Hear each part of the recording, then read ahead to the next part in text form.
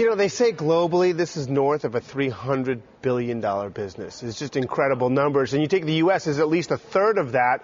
And you take Colorado through their 500-plus medical marijuana facilities already in place. They've been taxing and regulating this for a few years now. The expectation is that with full legalization through the taxes, it could mean $40 million a year going right into their school systems. And I quickly, guys, want to recap what actually passed. In Washington and Colorado, they're both essentially the same. In Colorado, you got to be older than 21.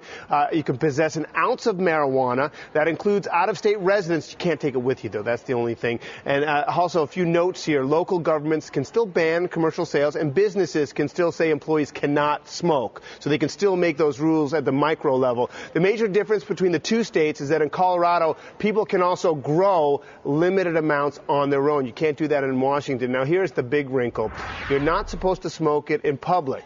So we're going to see about enforcement on that. You can imagine getting busted for smoking pot in public when it's legal to smoke pot. And talking about enforcement, here is the biggest wrinkle, if you will. Marijuana use remains against federal law. We have no idea how the feds are going to react to this, and I have to share this with you because it's hysterical. This is a statement that came from the governor of Colorado. John Hickenlooper. Quote, "This will be a complicated process, but we intend to follow through. That said, federal law still says marijuana is an illegal drug, so don't break out the Cheetos or goldfish too quickly." But this is the governor in an official statement. It's hysterical. First off, I love it. You got to go long. You got to go long, yum brands, right? I mean, the Taco Bell and PepsiCo. Our dads had the 2 martini lunch. Our kids are going to have the 2 bong hit lunch.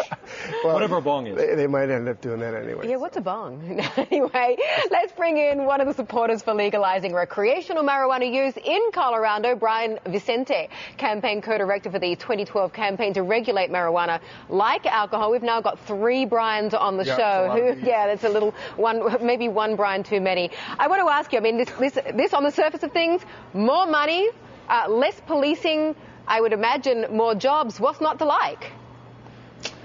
No, absolutely. I mean, the people of Colorado have soundly rejected the failed policy of marijuana prohibition and have moved taken a positive step towards a more fiscally responsible marijuana policy for our state. We're going to bring in about $60 million a year in new tax revenue. We're taking marijuana off the street corners, putting it behind the counter, and only selling it to people 21 and older. Which states are going to be next? I think we could see California and Massachusetts in the next couple of years. But here's a question, Brian. Brian, if you don't know who he is, he did a tremendous amount of work lobbying for this to happen. What do you think the feds are going to do is the real key question. Well, our hope is the federal government realizes that they have better things to do with their time than overturning the will of the Colorado and Washington voters.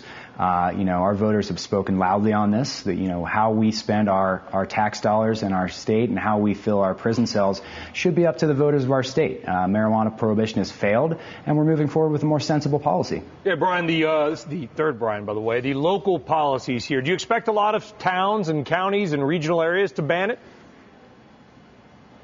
I believe that some towns may choose to ban it and not allow these stores. It's kind of like with alcohol. You have some dry counties, some wet counties, but what we found with medical marijuana in our state is the communities that have actually regulated medical marijuana and have the storefronts have brought in a lot of tax revenue, have created living wage jobs for their community members, and they haven't had any serious community criminal risks at all. So it's been a positive regulatory experience for medical marijuana, and we think it can be a positive regulatory experience for broader adult use. How are you going to how are you going to regulate the cultivation of marijuana, though, Brian? I mean, I would imagine there'd be a lot of people who are thinking, oh, goody, I'm going to make some extra cash, growing marijuana out the back. Well, Colorado's Department of Revenue already oversees and regulates about 1,000 commercial medical marijuana grows currently. All those grows are licensed by the state and local government, and there's strict oversight over those grows. So we fully expect the Department of Revenue to have strict standards in place to prevent any sort of redistribution from occurring. Okay. Brian, thank you very much. Good luck. Brian Shack, thank you very much.